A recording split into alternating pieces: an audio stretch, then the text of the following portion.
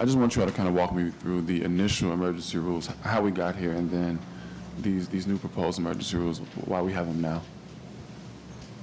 So, how far do you want me to go back? Because I want you to go back to there being a victory lap by the administration about helping these individuals and simultaneously following emergency rules to kill the program. And then here we are with JCAR with the responsibility of killing the program. the governor presented a budget in February of this year that did not have any money allocated for the program, and that's when we began to initiate the process of creating these administrative rules to respond to that, if that is the eventuality. Point, as Representative Tarver has just said, of being in a position to be the bad guy and terminate the program through administrative rulemaking, again, emergency rulemaking.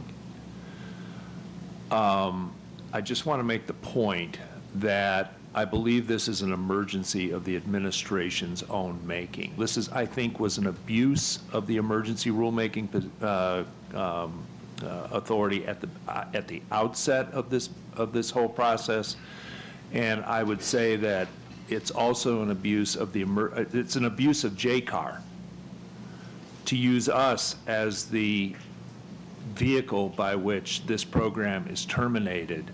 When I think the whole issue now is we're terminating a program that was created as an emergency by the administration itself. I think there's a lot of accountability there that belongs someplace other than in this room. I have a significant undocumented population. This is affecting them in a way that none of us can really truly understand because we're fortunate enough not to be in that position.